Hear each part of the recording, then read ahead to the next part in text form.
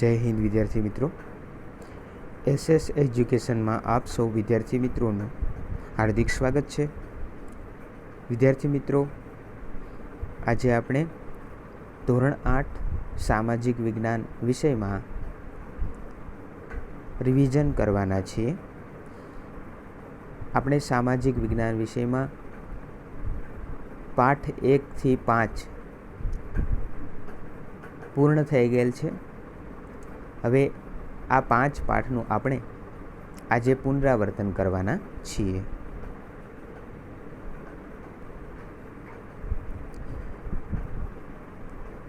પાઠ્યપુસ્તકના page number 30 ઉપર આપણને એકમ 1 થી 5નું પુનરાવર્તન આપેલું છે. તો આજે આપણે આ પુનરાવર્તન વિશે ચર્ચા કરીશું, રિવિઝન કરીશું. વિદ્યાર્થી મિત્રો, તમારે પુનરાવર્તન રફ બુકની અંદર લખવાનું છે.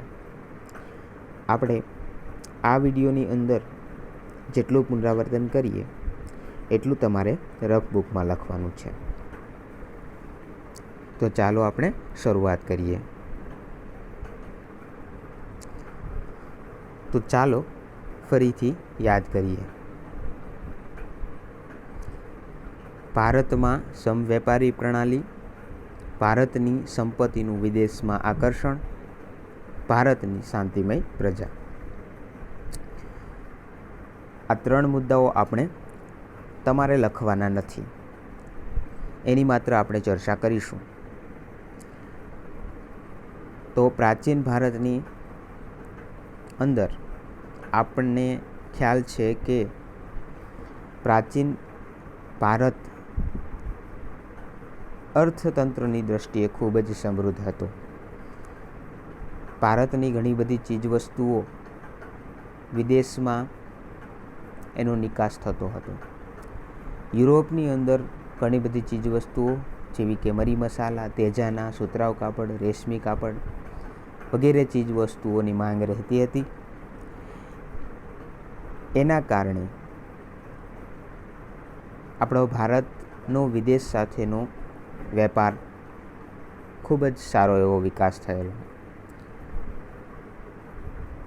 એટલા માટે વિદેશના લોકો છે એ વેપાર કરવા માટે ભારતની અંદર આવે છે, આકર્ષિત થાય છે. એટલે ભારતની જે સંપત્તિ છે એનું વિદેશમાં આકર્ષણ થાય છે. એટલા માટે યુરોપિયન પ્રજા ભારતની અંદર વેપાર કરવા માટે આવે છે. એટલે પ્રાચીન સમયથી તો વેપાર ચાલતો જ હતો. યુરોપના દેશોમાં આપણે પાઠ 1માં જોઈ ગયા કે જે જળમાર્ગ છે, જળ જમીન માર્ગ હતો, એ બંધ થઈ જાય છે. એટલા માટે યુરોપ જે ચીજ વસ્તુઓ ભારતની જતી હતી એ ચીજ વસ્તુઓનો વેપાર બંધ થઈ જાય છે. શા માટે? કારણ કે યુરોપથી ભારત આવવાનો જળમાર્ગ બંધ થઈ ગયો. જળ જમીન માર્ગ પહેલાં જે જૂનો માર્ગ હતો એ બંધ થઈ જાય છે. એટલા માટે. શા માટે બંધ થઈ જાય છે? તો એ પણ આપણે શીખી ગયા કે મુખ્ય શહેર કોન્સ્ટેન્ટિનોપલ ત્યાંથી છે એ ભારત અવાતું હતું યુરોપથી. તુર્ક મુસ્લિમોએ એ કોન્સ્ટેન્ટિનોપલ શહેર જીતી લીધું. એટલા માટે જે જૂનો માર્ગ હતો એ બંધ થઈ જાય છે. એટલે યુરોપની અંદર જે ભારતીય ચીજ વસ્તુઓ છે એના વગર ચાલી શકે તેમ હતું નહીં. એટલા માટે યુરોપની અંદર ભારતની ચીજ વસ્તુઓની ખૂબ જ માંગ વધી. તો યુરોપમાં ભારતીય ચીજોની બહોળી માંગ, એ પણ આપણને જવાબ મળી ગયો. હવે જૂનો માર્ગ બંધ થઈ જાય છે એટલે યુરોપની પ્રજાને મરી મસાલા તેજાના વગર ચાલી શકે તેમ હતું નહીં, એટલા માટે નવા જળમાર્ગની શોધ કરે છે. એટલે હવે વિદ્યાર્થી મિત્રો તમારે લખવાનું અહીંયાથી છે, જળમાર્ગની શોધ તે તમારે લખવાનું છે. તો ચાલો આપણે ચર્ચા કરી લઈએ, યાદ કરી લઈએ કે કેવી રીતે નવા જળમાર્ગની શોધ થઈ હતી. સૌપ્રથમ ભારત આવવાના જળમાર્ગની શોધ કરવા માટે નીકળેલો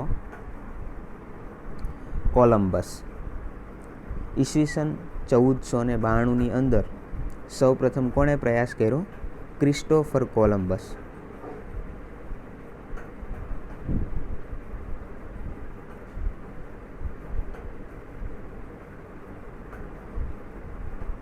ક્રિસ્ટોફર કોલંબસ તે ઇટાલીનો વતની હતો. કયા દેશનો? ઇટાલીનો. એટલે ઇટાલીનો વતની ક્રિસ્ટોફર કોલંબસ ઈસવીસન 1492માં સૌ પ્રથમ ભારતના જળમાર્ગ શોધવા માટેનો પ્રયાસ કર્યો.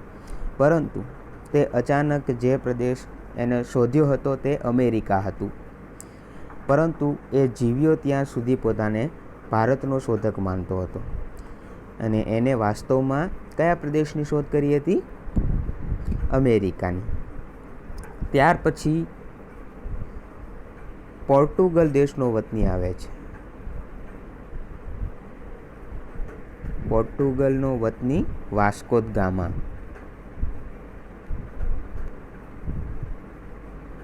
સૌપ્રથમ ભારત આવવા માટેના જળમાર્ગની શોધ જો કરી હોય તો એ વાસ્કો દ ગામાએ. તો એ પોર્ટુગલનો વતની હતો. ઈસવીસન 1498માં તેને ભારત આવવા માટેનો જળમાર્ગ શોધ્યો હતો અને સૌ પ્રથમ તે કાલિકટ બંદરે છે એ ઉતર્યો હતો.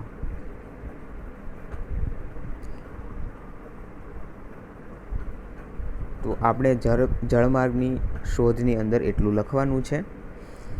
તમને પાઠ નંબર 1ની અંદર પણ મળી જશે. જો તમારે પાઠ્યપુસ્તક તમારી પાસે હોય અથવા તો આપણે બધા જ ચેપ્ટરની PDF છે એ ગ્રુપમાં મોકલેલ છે. ત્યાર પછી વાત કરીએ પ્લાસી બક્સરના યુદ્ધો. 1757નું પ્લાસીનું યુદ્ધ અને 1764નું બક્સરનું યુદ્ધ. પહેલાં આપણે વાત કરીએ પ્લાસીના યુદ્ધ. 1757નું પ્લાસીનું યુદ્ધ. વિદ્યાર્થી મિત્રો આપણે જાણીએ છીએ કે પ્લાસી બંગાળની અંદર આવેલું છે અને તે સમયે બંગાળનો નવાબ સિરાજ ઉદ દૌલા હતો. સિરાજ ઉદ દૌલા એ બંગાળનો નવાબ બન્યો હતો અને જેની અંગ્રેજો ઉપર ધાક હતી. એટલે અંગ્રેજો આ સિરાજ ઉદ દૌલાને પસંદ કરતા હતા નહીં, કારણ કે અંગ્રેજોને શું કરવું હતું? બંગાળની અંદર છે એ કર આપ્યા વગર વેપાર કરવો હતો અને તેઓએ બંગાળની અંદર જે પોતાની કોઠીઓ સ્થાપી હતી વેપાર કરવા માટેની, એની ફરતે કિલ્લેબંધી કરી. હવે સિરાજ ઉદ દૌલાએ છે એ કંપનીને હુકમ કર્યો કે રાજ્યની બાબતમાં અંગ્રેજો દખલ કરવાનું બંધ કરે અને સિરાજ ઉદ દૌલાએ એમ પણ કીધું કે તમે જે અંગ્રેજોને કે તમે જે તમારી વેપાર કરવા માટેની કોઠીઓ સ્થાપેલી છે એને ફરતે જે તમે કિલ્લેબંધી કરો છો એ કરવાનું પણ બંધ કરો અને કાયદેસરનો કર ભરી શરતોનું પાલન કરી વેપાર કરો. પરંતુ આ બાબતની અંદર અંગ્રેજો છે એ સમાધાન માટે તૈયાર થયા નહીં. એટલે શું થયું? સિરાજ ઉદ દૌલાએ 30,000 સૈનિકો સાથે અંગ્રેજ કોઠી ઉપર હુમલો કરી દીધો અને નવાબની ફોજે અંગ્રેજોને બંદીવાન બનાવી લીધા, એના વહાણો ઘેરી લીધા. એટલે તે સમયે મુંબઈની અંદર રોબર્ટ ક્લાઇવ હતો. રોબર્ટ ક્લાઇવને આ સમાચાર મળતા એને વળતો હુમલો કર્યો, પરંતુ યુદ્ધની અંદર સિરાજ ઉદ દૌલાને હરાવી શકે તેમ હતા નહીં અંગ્રેજો. એટલે તેમને કૂટનીતિ કરી, કાવતરું કર્યું, ષડયંત્ર કર્યું અને એની અંદર સિરાજ ઉદ દૌલાના એક સેનાપતિ મીર જાફર, આ મીર જાફરને છે એ આ ષડયંત્રની અંદર સામેલ કરી લીધો. એને નવાબ બનાવવાની લાલચ આપી. મીર જાફર છે એ માની ગયો, એને રાજી કરી લીધો રોબર્ટ ક્લાઇવે. એટલે પછી 1757ની અંદર પ્લાસીનું યુદ્ધ થયું અને એમાં દગાથી સિરાજ ઉદ દૌલાનું ખૂન કર્યું. આવી રીતે વિદ્યાર્થી મિત્રો ભારતની અંદર આ કંપનીની પહેલી લડાઈ હતી અને જેમાં અંગ્રેજોની જીત થઈ અને અંગ્રેજોની સત્તાની શરૂઆત થવાની હતી. ઇતિહાસની અંદર આ મહત્ત્વની ઘટના ગણાય છે વિદ્યાર્થી મિત્રો. અહીંયાથી જ છે એ ભારતનો જે ઇતિહાસ છે એ બદલાય છે. તો પ્લાસીનું યુદ્ધ છે એ તમારે આ લખવાનું છે પુનરાવર્તનની અંદર. એટલે અહીંયા તમારે સ્ક્રીનશોટ પાડવું હોય તો પાડી લેજો વિદ્યાર્થી મિત્રો. હવે પછી આપણે વાત કરીએ બક્સરનું યુદ્ધ 1764. તો બક્સરની લડાઈ પણ પ્લાસીના યુદ્ધને સંબંધિત છે. હવે બંગાળનો નવાબ કોણે બનાવી દીધો? મીર જાફરને. તો મીર જાફરને બંગાળનો નવાબ બનાવી દીધો, પરંતુ કંપનીને એવો માણસ જોઈતો હતો જે એના ઈશારે કામ કરે. પરંતુ કેટલીક બાબતોમાં આ મીર જાફર કંપનીનો વિરોધ કર્યો, તેથી મીર જાફરને તેને દૂર કરી નાખ્યો. એટલે મીર જાફરને બંગાળના નવાબ પદ પરથી હટાવી દીધો. એની જગ્યાએ એ મીર જાફરના જ જમાઈ મીર કાસિમને બંગાળનો નવાબ બનાવી દીધો. હવે નવાબ બન્યા પછી મીર કાસિમ કંપનીને પરેશાન કરવા લાગ્યો. એટલે ફરી વખત છે એ મીર કાસિમને હટાવી દીધો, કારણ કે મીર કાસિમ પણ એ કંપનીને પરેશાન કરવા લાગ્યો હતો. એટલા માટે હવે એને બંગાળના નવાબ પરથી હટાવવાની વાત થઈ. એટલે મીર કાસિમ અવધના નવાબ પાસે મદદ માગવા જાય છે અને તે સમયે અવધના નવાબ અને મુઘલ બાદશાહ શાહ આલમ તેઓને મદદ કરે છે અને આ ત્રણેયની સંયુક્ત સેના લઈ અને અંગ્રેજો સાથે યુદ્ધ કરે છે. ઈસવીસન 1764માં બક્સરની લડાઈ થાય છે. હવે એમાં મીર કાસિમ છે એને હરાવી દે છે, એટલે અંગ્રેજો એમાં જીત મેળવે છે. ફરી પાછો મીર જાફરને બીજી વાર બંગાળનો નવાબ બનાવી દે છે. ત્યાર પછી ઈસવીસન 1765ની અંદર મીર જાફરનું મૃત્યુ થઈ જાય છે. હવે તે પછી જે રોબર્ટ ક્લાઇવ હતો એ પોતે ખુદ બંગાળનો નવાબ બની જાય છે. તો આવી રીતે વિદ્યાર્થી મિત્રો બંગાળથી શરૂ થઈ અંગ્રેજ શાસને પૂરા ભારતને કેવી રીતે ગુલામીની જંજીરમાં જકડી લીધું અને ઈસ્ટ ઇન્ડિયા કંપની એક વ્યાપારી કંપનીમાંથી આગળ વધતા આખા ઉપખંડની શક્તિશાળી સત્તા બની ગઈ. તો આ બક્સરની લડાઈ પણ આપણે પુનરાવર્તનની અંદર લખવાનું છે. ત્યાર પછી આપણે આગલા મુદ્દા ઉપર ચર્ચા કરીએ.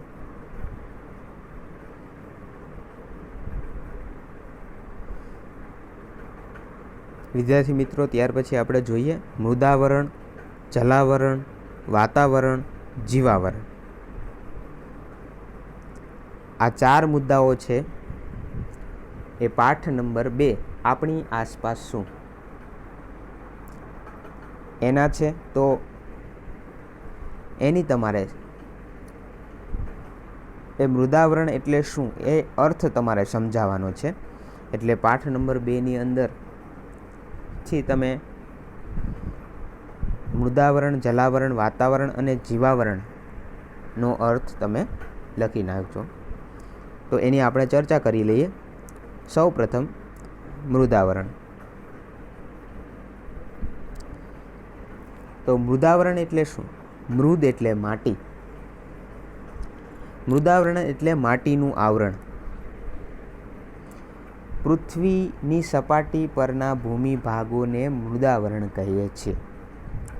એટલે આપણે જે ભાગ ઉપર વસવાટ કરીએ છીએ એને મૃદાવરણ કહેવાય છે. પૃથ્વીની સપાટી પર જે ભૂમિ ભાગ છે, જે ભાગ ઉપર આપણે વસવાટ કરીએ છીએ તેને જ મૃદાવરણ કહેવાય છે.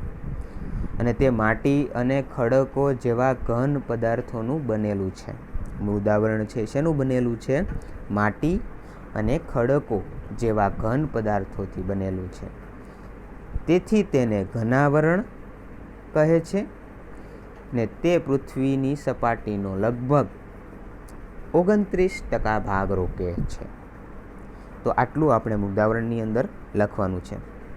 વિદ્યાર્થી મિત્રો, આ ચારે ચારના અર્થ છે એના જવાબ હું તમને ગ્રુપની અંદર મોકલી આપીશ, જેથી કરી તમે લખી શકો. ત્યાર પછી વાત કરીએ જલાવરણ. જલાવરણ એટલે પાણી. વ્યાખ્યા લખવી હોય તો પૃથ્વીની સપાટી પરના પાણીથી ઘેરાયેલા ભાગને જલાવરણ કહે છે. સહેલું છે વિદ્યાર્થી મિત્રો કે પૃથ્વી સપાટી પરના પાણીથી ઘેરાયેલા ભાગને જલાવરણ કહે છે. તો જલાવરણની અંદર શેનો સમાવેશ થાય? તો તેમાં મહાસાગરો, સમુદ્રો, ઉપસાગરો, સરોવરો, તળાવો, નદીઓ વગેરે જળાશયોનો સમાવેશ થાય છે.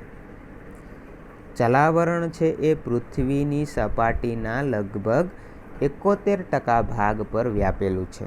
એટલે જલાવરણ પૃથ્વીની સપાટી પર 71% ભાગ રોકે છે. તો આપણે મૃદાવરણ કેટલા ટકા ભાગ રોકે છે? 29%. બંને ખાસ યાદ રાખજો.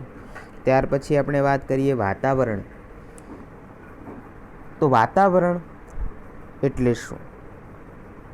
તો પૃથ્વીની સપાટીથી લગભગ 1600 કિલોમીટરની ઊંચાઈ સુધી વિસ્તરેલા વાયુના આવરણને વાતાવરણ કહે છે. અથવા એની બીજી વ્યાખ્યા આપી હોય તો પૃથ્વીની ચારેય બાજુ આવેલા હવાના આવરણને વાતાવરણ કહે છે.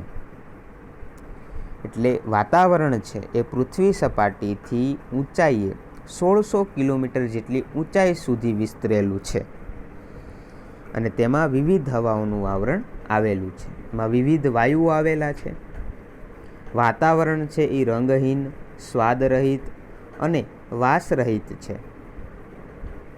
એમાં કેટલાક વાયુઓ પણ છે, તેમજ પ્રવાહી અને ઘન પદાર્થો પણ આવેલા છે.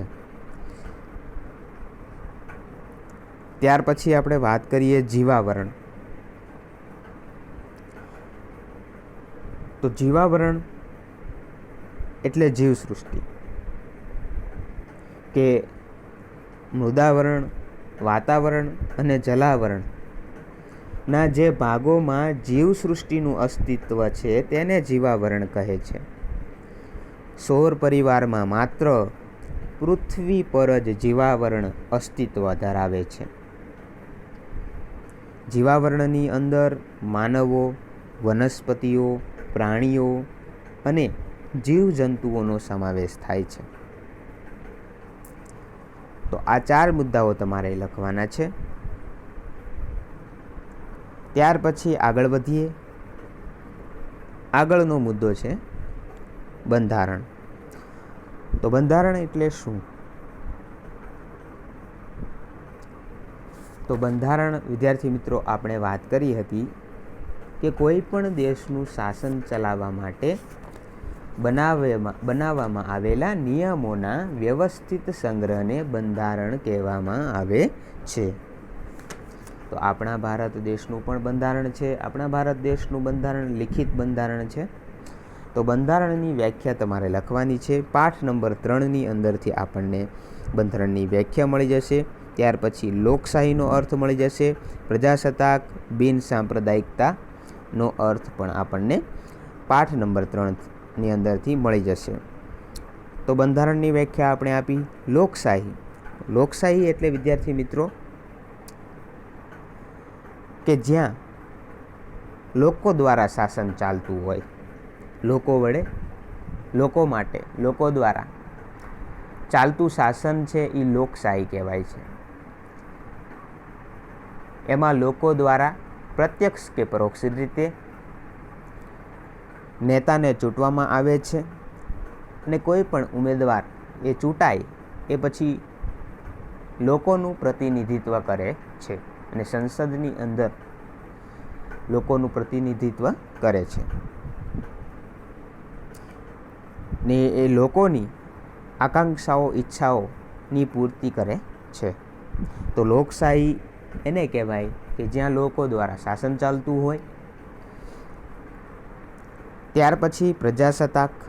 તો પ્રજાસત્તાક એટલે વિદ્યાર્થી મિત્રો આપણો દેશ પ્રજાસત્તાક છે એમ કહેવું હોય તો શા માટે કહી શકીએ? પ્રજાસત્તાક એટલે દેશની અંદર કોઈ પણ જાહેર પદ છે, દાખલા તરીકે મુખ્યમંત્રી હોય, રાષ્ટ્રપતિ હોય કે વડાપ્રધાન હોય. હવે રાષ્ટ્રપતિ બનવા માટે ચૂંટણી દ્વારા રાષ્ટ્રપતિ ચૂંટાય છે, બરાબર? એવું તો નથી ને કે વંશ પરંપરાગત છે એ રાષ્ટ્રપતિ બનતા હોય. અત્યારે રાષ્ટ્રપતિ રામનાથ કોવિંદ છે તો એનો પુત્ર હોય તો એનો પુત્ર જ હવે પછી રાષ્ટ્રપતિ બનશે. એવું વંશ પરંપરાગત શાસન ચાલે છે આપણા દેશની અંદર? ના. જો એવું થતું હોય તો એ પ્રજાસત્તાક ના કહેવાય. એટલે આપણા દેશની અંદર કોઈ પણ પદ છે એ વંશ પરંપરાગત નથી. એના માટે લોકો દ્વારા ચૂંટણી કરવામાં આવે છે, પ્રત્યક્ષ કે પરોક્ષ રીતે, અને એનાથી કોઈ પણ નાગરિક છે એ પદ ધારણ કરી શકે છે. એટલા જ માટે પ્રજાના હાથમાં સત્તા છે, એટલા માટે પ્રજાસત્તાક દેશ છે. ત્યાર પછી બિન સાંપ્રદાયિકતા. તો બિન સાંપ્રદાયિકતા એટલે કે કોઈ પણ દેશનો રાષ્ટ્રીય ધર્મ હોય. દાખલા તરીકે આપણા ભારત દેશનો કોઈ રાષ્ટ્રીય ધર્મ નથી અને પાકિસ્તાન દેશ છે તો એનો એક રાષ્ટ્રીય ધર્મ છે ઇસ્લામ, પરંતુ આપણા દેશનો કોઈ રાષ્ટ્રીય ધર્મ નથી. દાખલા તરીકે આપણા દેશનો રાષ્ટ્રીય ધર્મ હિન્દુ, એવું છે? ના. ભારત દેશની અંદર બધા જ ધર્મો છે એ વસવાટ કરે છે. બધા જ ધર્મોને ભારતની અંદર રહેવાની સ્વતંત્રતા છે. પોતાની માન્યતાઓ અને ધાર્મિક શિક્ષણ અલગ અલગ ધર્મોના લોકો ભારતની અંદર વસે છે. એટલા માટે કે આપણો દેશ છે એ કોઈ ધર્મના આધારે ચાલતો નથી. ભારત દેશમાં બધા જ ધર્મોને સમાન ગણવામાં આવ્યા છે. કોઈ ધર્મોને ઊંચા કે નીચા નહીં કે ભેદભાવ રાખવામાં આવતો નથી. એટલા માટે આપણો દેશ છે એ બિન સાંપ્રદાયિક દેશ છે.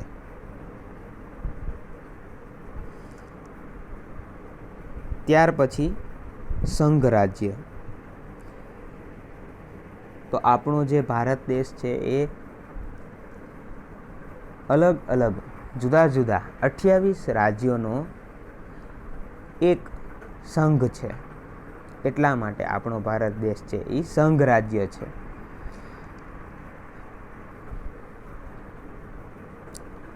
ત્યાર પછી કેન્દ્ર સરકારના અંગો. તો કેન્દ્ર સરકારના 3 અંગો છે. એ સરકારના અંગો આપણે વાત કરેલી. ધારાસભા, કારોબારી અને ન્યાયતંત્ર. આ 3 અંગો છે એ કેન્દ્ર સરકારના અંગો છે. અને તમારે વધારે જો કોષ્ટક લખવું હોય તો પાઠ્યપુસ્તકની અંદર પાઠ નંબર 3માં આપેલું છે કેન્દ્ર સરકારના અંગોનું.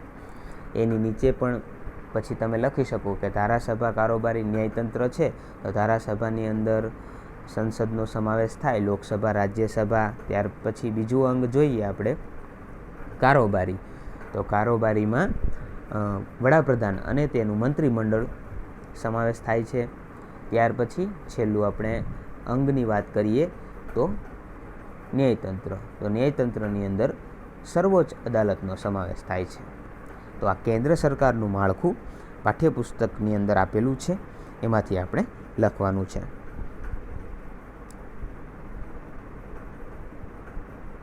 તો વિદ્યાર્થી મિત્રો,